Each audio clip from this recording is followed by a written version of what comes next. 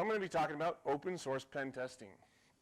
Now, a lot of you already use Metasploit, right? So that's, you're done. That's all I'm going to be talking about. So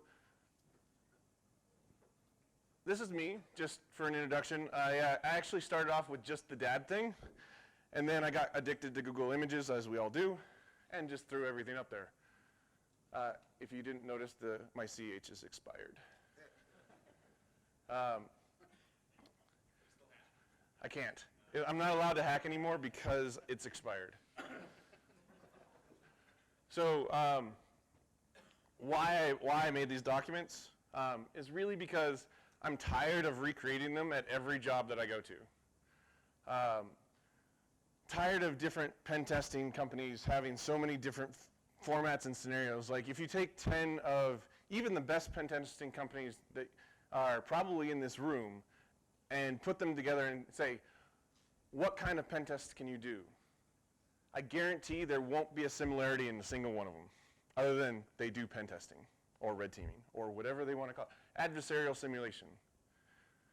And there's really a lot of times no expectations on either side other than you're going to break in, we're going to get a gigantic report, and we're going to have to do some extra work, right? Too many different levels on communication. How many pen testers do I have in the room? Okay. How many of you had a customer, client, partner, person that is your point of contact that wanted communications every day? Yeah, that's fun, isn't it? It's awesome. How about every hour? Yeah, we're eye to eye on that one. There was a specific customer we both had. Good starting point for anyone starting fresh. So the reason I'm open sourcing these documents is because I want it so that anyone new to the industry can start off and be able to hit the ground running with documents they don't want to make. Like, have any of you ever had to make an NDA from scratch? Not fun. Or steal it from the internet. So what are these open source documents? They are a NDA, a pitch, an SOW, statement of work, ROE, rules of engagement, a few others that you might not have heard of or had any idea that you needed. First one is the deliverables request.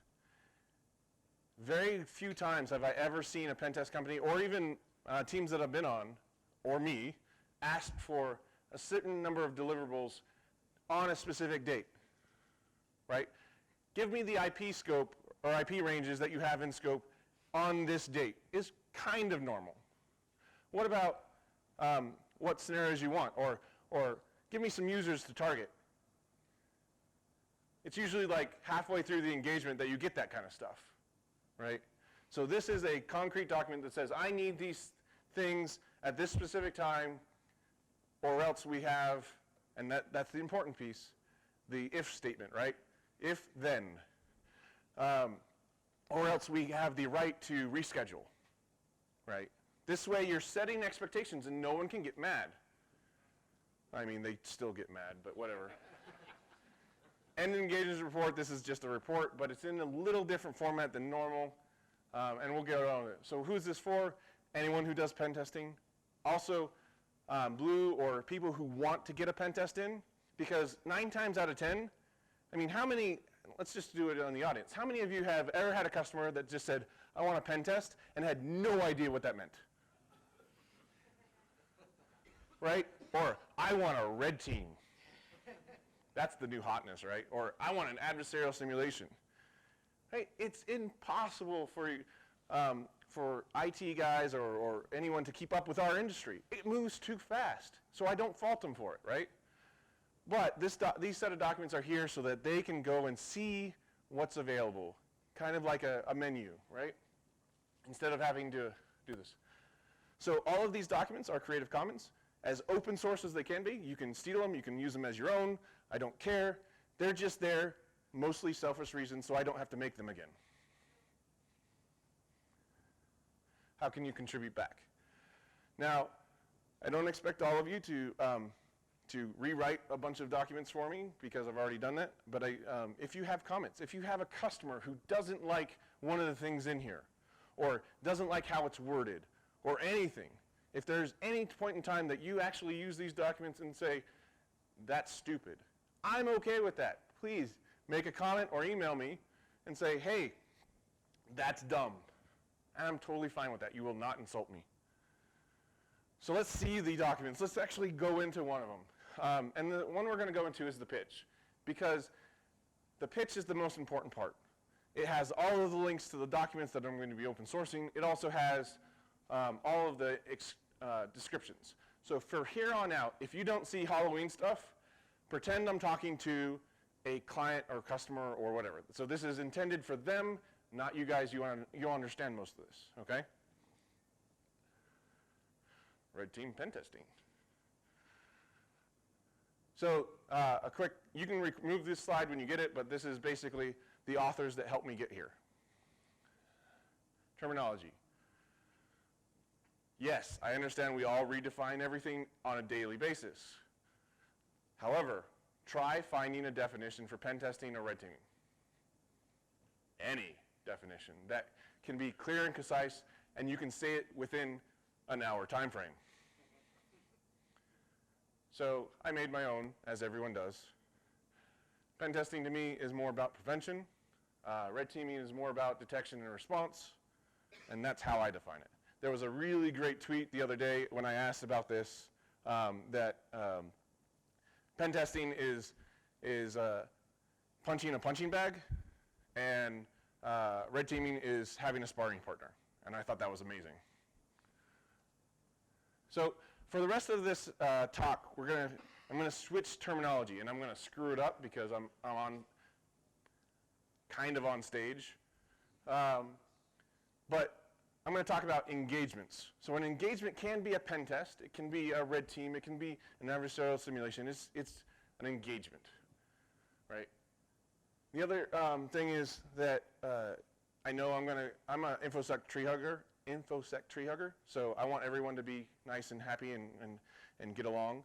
So I'm going to refer to everyone as, all the clients and customers as partners. Now this actually started as a suggestion that was not mine inside of GE when I worked there, and it was awesome. I fought against it initially, but then I saw the turnaround when our communications with our partners turned non-adversarial. Psychologically, this is weird. It just clicks in some people's heads. It's awesome. It's hacking people. So mindset, you guys kind of already know this. This is why you're doing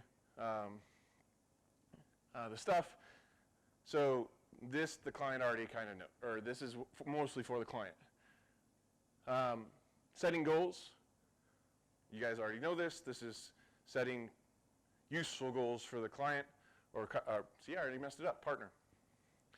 For the partner, saying, hey, DA is fine, DA is awesome, but if there's nothing attached to it, you're not really getting the value out of it. Core company, software, that kind of stuff. One of the best engagements I was ever on, we targeted not domain admin, not any kind of administrative rights. We targeted the software developer that if he left the company died, right? And that was really horrible management on their part, but that's how it was. So we targeted him, got his source code, and then engagement over. I don't think we ever got domain admin or even administrative rights on anything but his box. Communication timeline, this is an example of a communication timeline. This goes in the report. It says these are the things that happened. Have you ever had an unscheduled outage, right?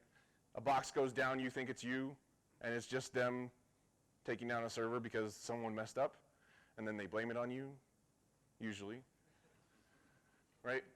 Non-engagement related intrusion detection. Now, I'll give you a hint. If you ever interview at GE for their red team, there's this pen test that you have to do as part of the interview process. Don't tell anyone. This is not recorded, right? During that during that interview process, there is a prior intrusion inside the pen test. If you don't stop the test and notify the point of contact, you pretty much fail the interview, right? So, have you ever been on a test that you saw prior intrusion on, right? Did you stop the test? Everyone's going to answer yes, right? Because I just made that a thing. All right, so engagement-related intrusion detected. This is mostly just showing how things worked along the engagement. This is just more information about it. And these are the things that are in the documents. So during the pitch, this is what you're going to say. Hey, I'm going to give you all of these things, and here's what's in them. This is where you're setting expectations. One of the biggest things I learned throughout my career is that if you don't set expectations, people get mad when something doesn't come through that they assume you were supposed to do. So agreements on both parties, cost and scenarios included in the engagement. We'll be going into the cost and scenarios, or I'm sorry, no one wants to share costs. The scenarios, the stopping points or limits to the engagement. An ROE is basically saying, I won't go past this line. There are some companies that say, if you get to box X, pen test over, right? And that's totally fine. If that's what they want, like if it's a SCADA system or if it's a airline control system or something like that, they don't want you to touch it. They say, if you can like see it on the network, stop. And that's totally fine. But that's what the document's there for. That's how you set expectations. That's why you know what's there. And a lot of these documents have examples in them so that you can kind of level set with the customer or the partner as well. The deliverables request, these are all the deliverables. I kind of already went over that.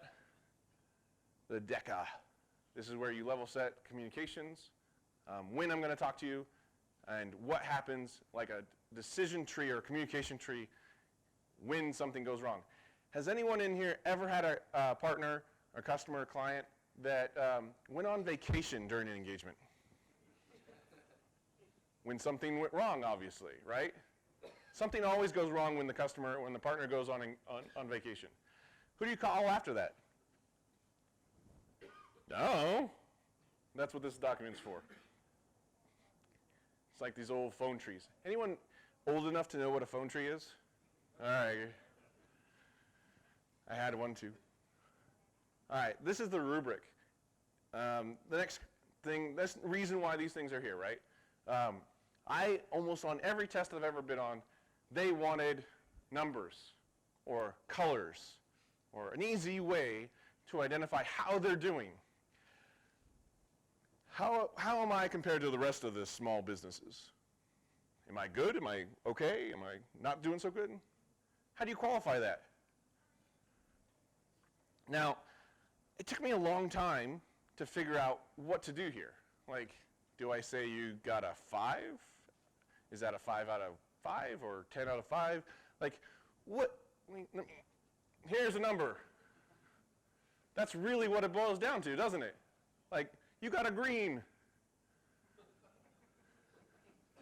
So there are other examples of this. They're kind of hard to fill out, but they're good. They're where the industry's going.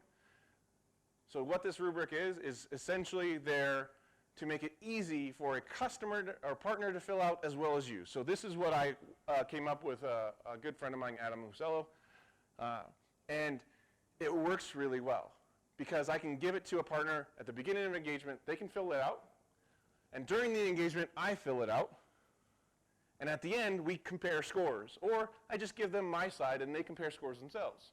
This way, next year, when they get their next test, they can fill it out again, see how they're doing. And again, and it's really been amazing to see companies take this rubric and go, I'm actually getting better, and not have to ask me. It's great. They do stuff on their own. Yay. I'm not belittling partners at all. So this is what it boils down to. Did I notice it? Easily bypassed, bypassed with effort, not bypassed. This is version 1. I've had some awesome recommendations already to make this better, relate it more to MITRE, add more categories. I am totally open for this changing. NA means they don't have it at all. Not deployed yet is I've bought it, but haven't done anything with it yet, which happens a lot.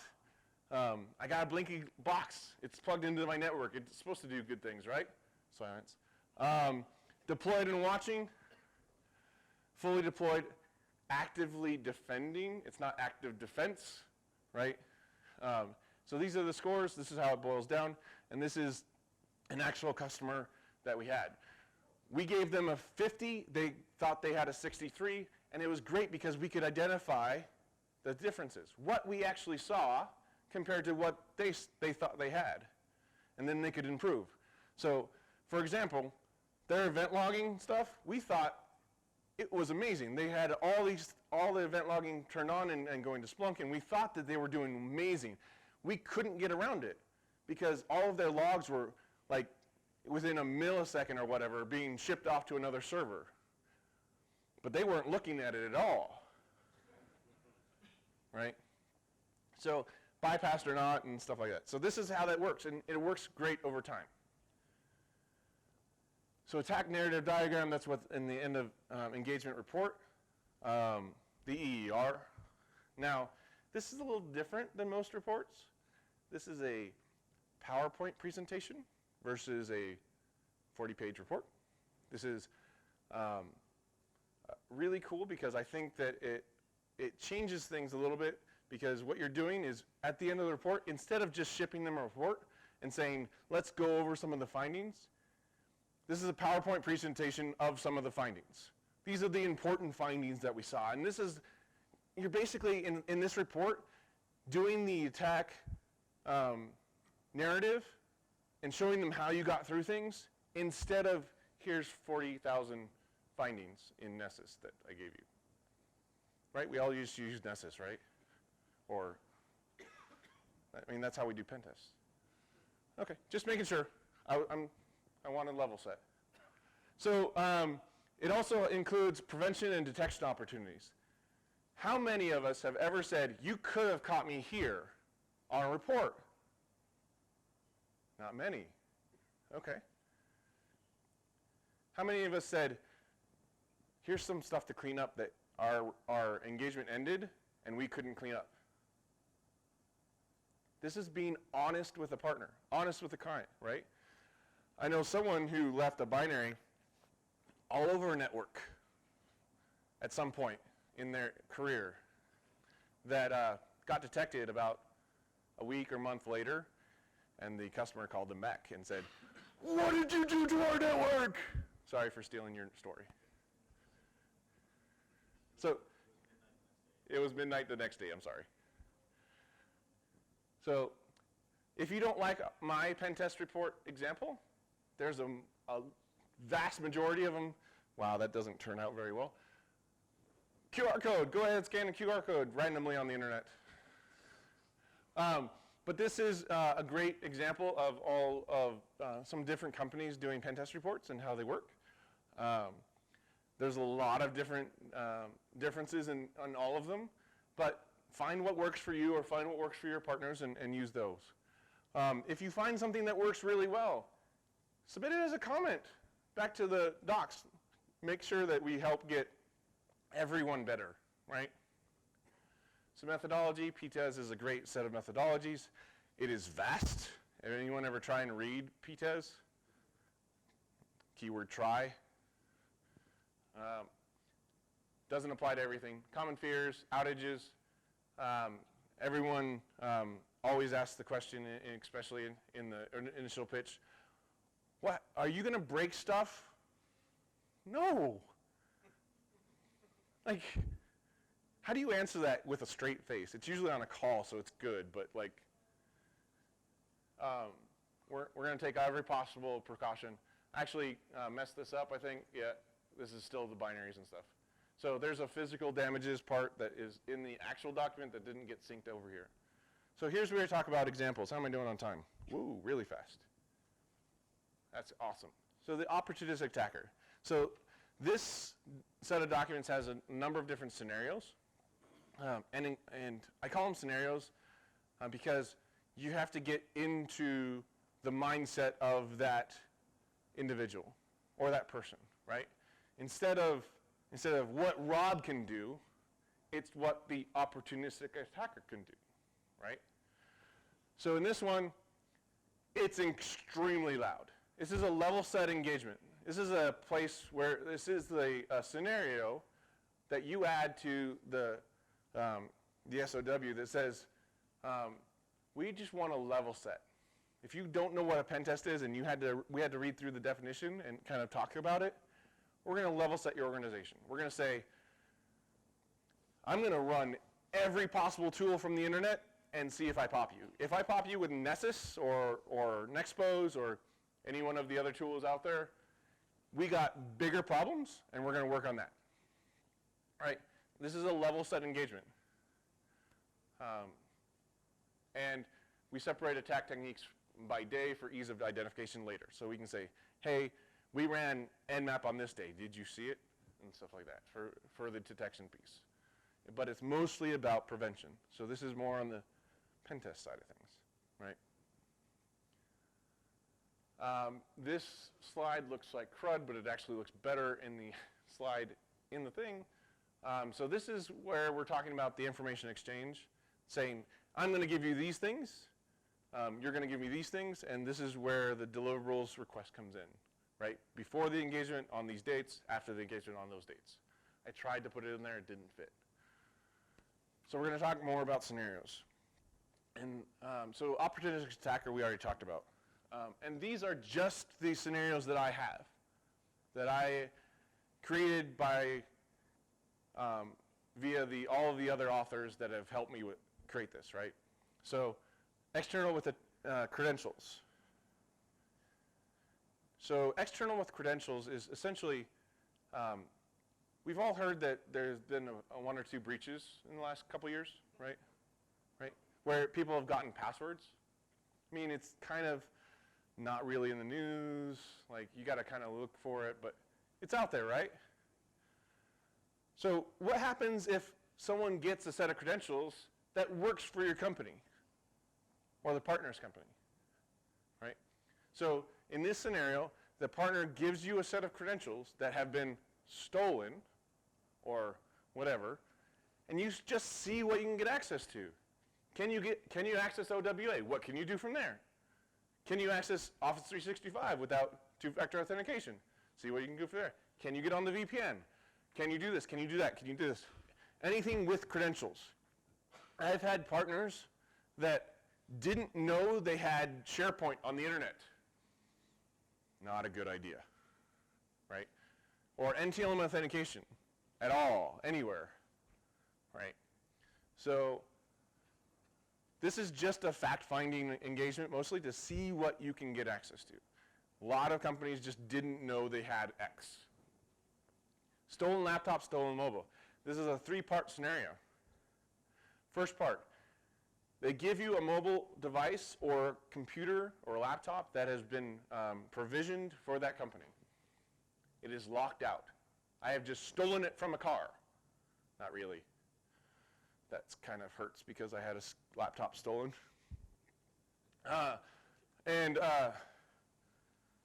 They give it to you locked out, and they say, all right, what can you do with this thing? Can you reboot it and NT password it and change the password and log in? And then once you're logged in, can you get on the VPN? Can you get on the Wi-Fi automatically? Can you do this? Can you do that? The next part is they give you a set of credentials to log into the box or the mobile device. And then you try that out. You see what you can do from there. See if you can access the shares or whatever, their Office 365 automatically. And then final scenario, final part of the scenario. They initiate their stolen password or stolen laptop or stolen mobile device process, if they have one. They say on MDM, erase all of the data. I've done this engagement a number of times. You know how many times the data actually got erased from MDM?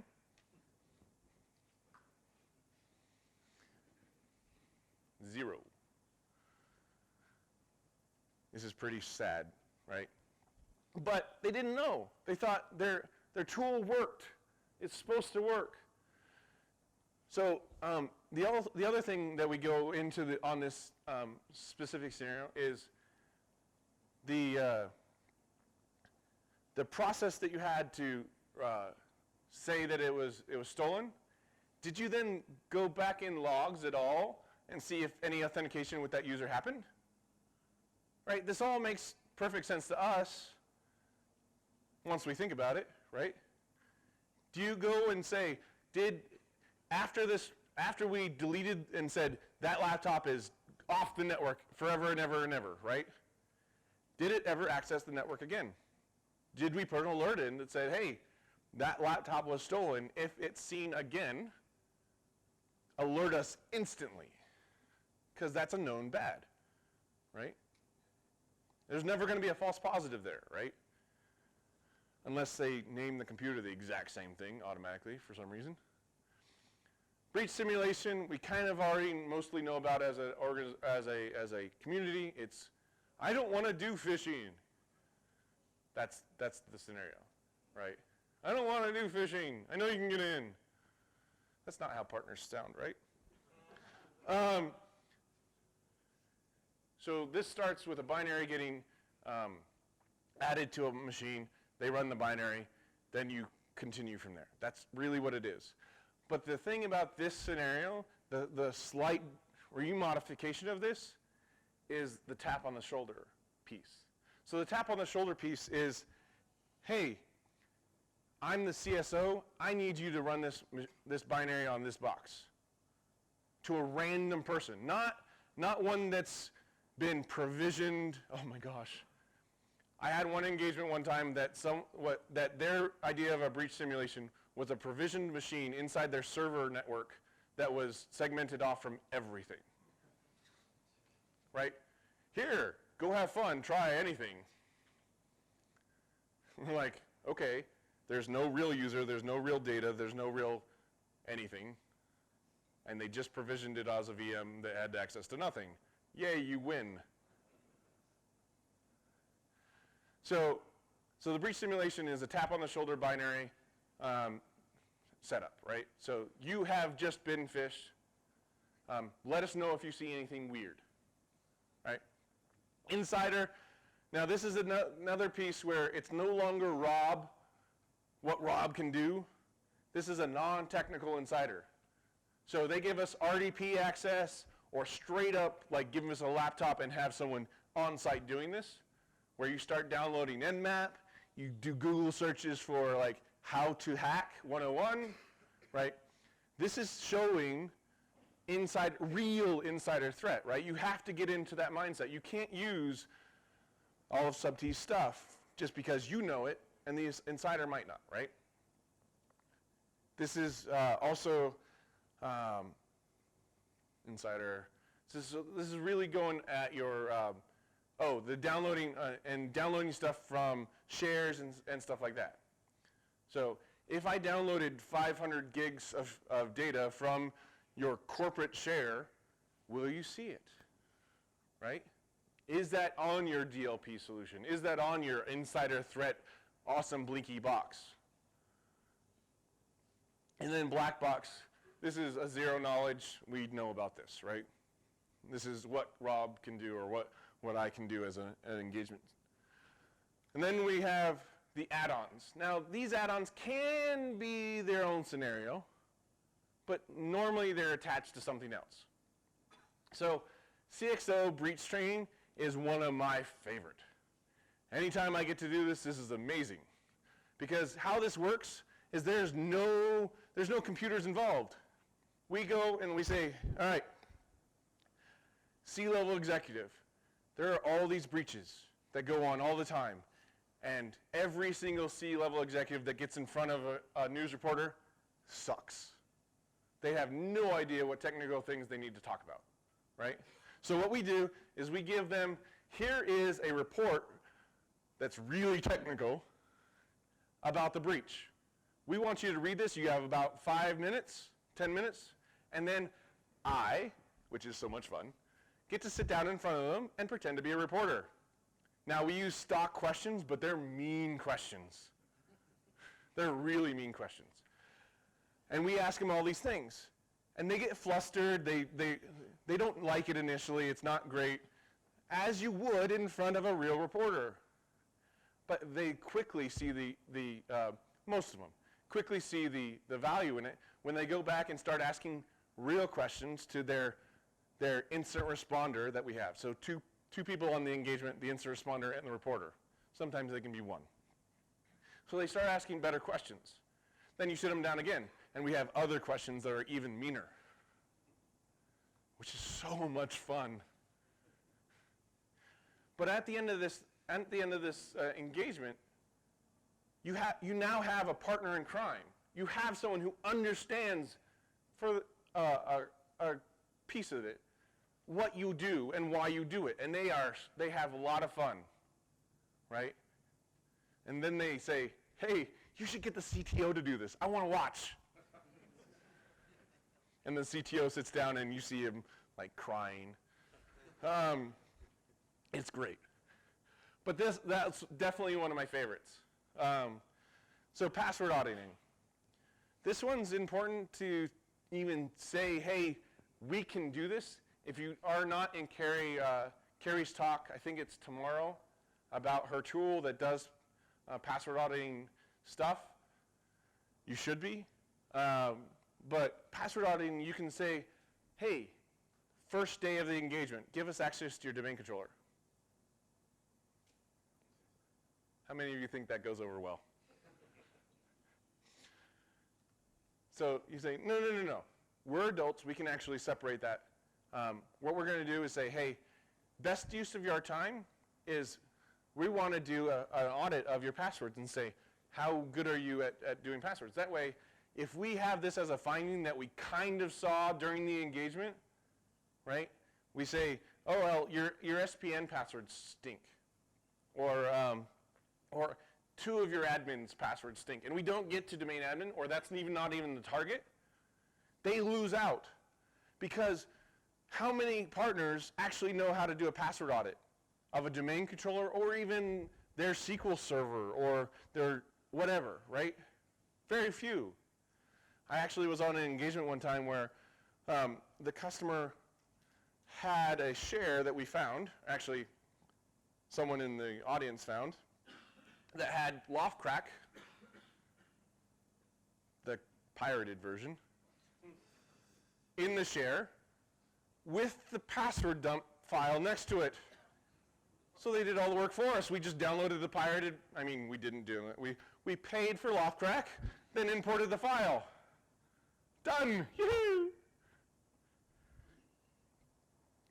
Right, so the password auditing is great because you can say, hey, we're going to do this for you, and you will get value out of it. You'll see how bad your passwords are, or we'll save you the time on getting through this at the very beginning of the engagement.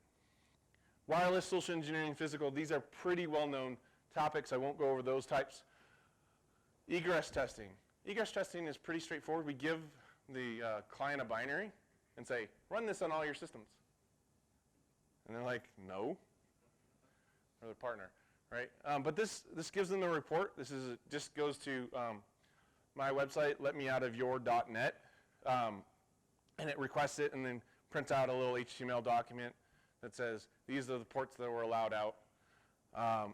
And that way they can run it and keep it and run it wherever they want, and it gives them a way to do this test by themselves, right? And see when their firewall changes to allow any to 1521. Anyone know what 1521 is? Oracle. Seen it on an engagement. Inbound. Yep. All right, detection collaboration. This is a lot of fun too. I wish, so I actually wanted to participate in a conference that was going to have this, right? This was going to be great. This is where blue teamers and red teamers sat down next to each other and said, I'm going to try something. Can you see it? Yeah? You saw it? Cool. I'm going to try something else. Can you see it? All right, cool. And then all of those things got published publicly. But when we talked through this idea with the person, I said, well, I can do this with a partner too, right? I can do this with the client too. So we started doing it, right? And it was awesome.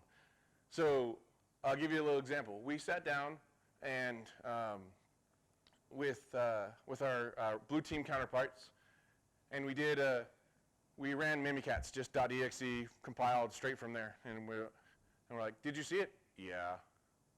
All right, we're going to run it in PowerShell. Invoke Mimikatz, see if you see it. Did you see it? Yeah. All right, I'm going to run it in a new process where I load the PowerShell stuff and then do invoke Mimikatz. Did you see it? Wait, what? No. How'd you do that? I showed them. We looked further into it, got a better detection. Right? And then we kept doing that. I had a teammate a while ago that was a forensics crazy god, right? He would do amazing things with forensics, and we would fight back and forth about timestamp. Hey, I'm going to do this on timestamp. Can you see it? No, and that was great. This is so much fun for pen testers, but I think we're mostly afraid to do it because we don't want to give away all of our secrets. But that's how we get better, right? That's how we get pushed to do more things. C2 detection exercise. So I was on an engagement once that, and so this scenario is about just running, it's a lot like the detection collaboration, but it's focused around command and control. So I ran a interpreter session, reverse TCP. They saw it. Woo! I ran reverse HTTP and HTTPS. They saw it. Woohoo! I ran a Twitter C2. I'm like, you ain't catching this. This is amazing. This is all HTTPS to a known site. You're not going to catch this. They saw it. Ouch. That sucks.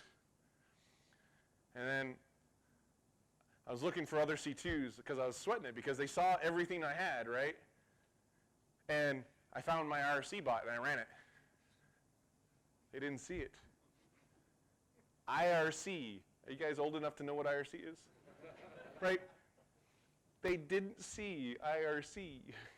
It was amazing. So I think Egypt's going to be working on a interpreter version that goes over IRC, which is awesome. Rogue device. Rogue device is essentially just a device that is put in a network. No attacks are performing against it. It's just there to cause network traffic to see if they see it. With a raise of hands, how many of you think that your organization right now could find a Raspberry Pi without any changes to it, put in your conference room? Not a single hand raised. One hand raised. All right. Liar.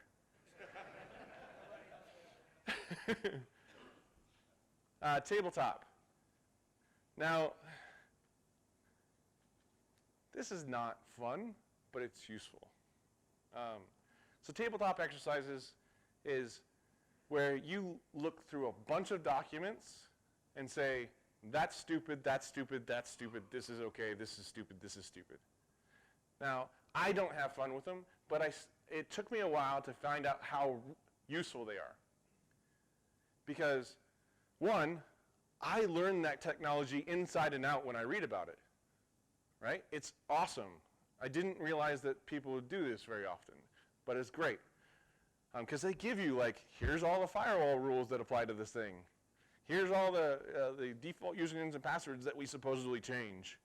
And they give you all this stuff, and you go back into them and talk to them about it. And tabletop exercises are really useful to the customer as well, because they can stop something from being insecure, at least for the most part, before it even gets deployed. So most of these tabletop exercises happen when they're in the planning phase. we all want to stop things earlier on, right? Yeah, thought so. Vendor proving ground. Now, this used to be illegal because it was in their contract saying you cannot pit our product against each other. Now, there was a recent court case where this was proved to be incorrect, and I find this really useful to customers. They say, we just got Blinky Box X, and we got Blinky Box Y and Z. Can you come in and see if they actually work? Right? It's really useful and a really short engagement. You can just try Unicorn and say, not at all. You're welcome. So this is where I get to Slido time. I'm really ahead of time, I think. So let's see what's on the Slido and see who gets the stuff, the packet squirrel.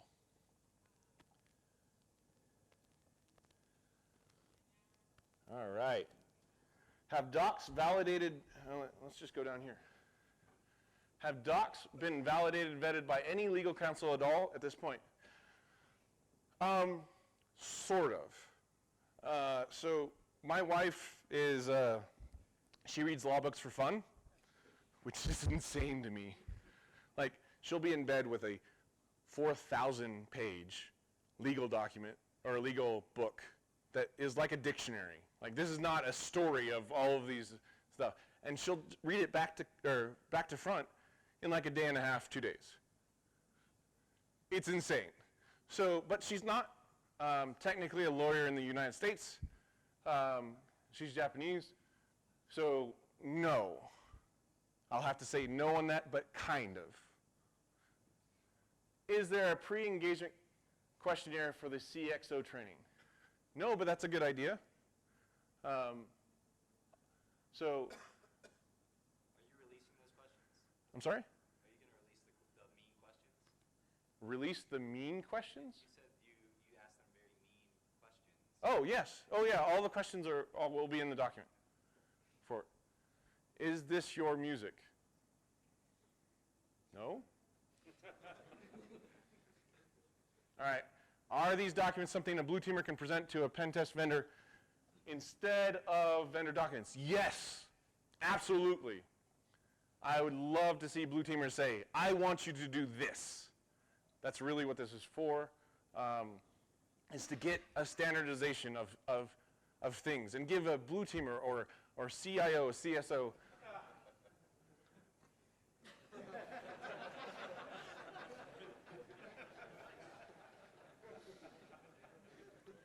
thanks, Dave. Uh-huh. All right. So I think that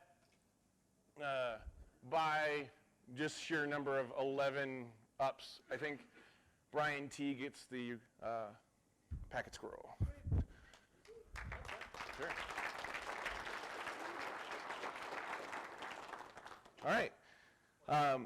Now I'll open this up to any questions that are not on here. Anyone have any questions about the documents or stuff?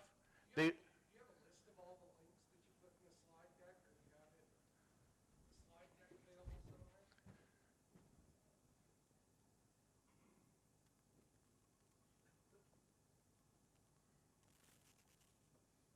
There. So those are open right now. Some of the documents I didn't get a chance to change the permission on yet, so they are there. I just got to open them up. If you request access to them, I'm not going to say yes, don't do it. But they will be open later, right? So this one is open right now. You can go to it right now. That's the black and red part of the talk that I just gave. But all the scenarios are in there. Feel free to go through the slides as what you want. Make comments. Anyone with the link can make comments. Now that could get out of hand, and I might change that if it does, but please make comments and say what you think should be changed. Other than that, thank you for your time.